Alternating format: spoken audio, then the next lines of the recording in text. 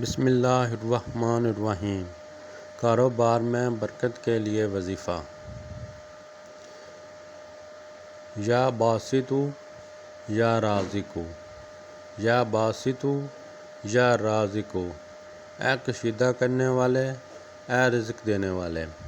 یہ اسم مبارک کاروبار میں کشیدگی کے لیے بہت کثیر ہے، لہٰذا اگر کسی کا کاروبار ٹھپ ہو گیا ہو اور آمدنی میں کمی واقع ہو گئی ہو تو وہ ہر فرض نماز کے بعد 303 مرتبہ اس اسم مبارک کو پڑھ کر اللہ تعالیٰ سے دعا مانگے تو انشاءاللہ تعالیٰ اس کی روزی میں خیر و برکت پیدا ہوگی۔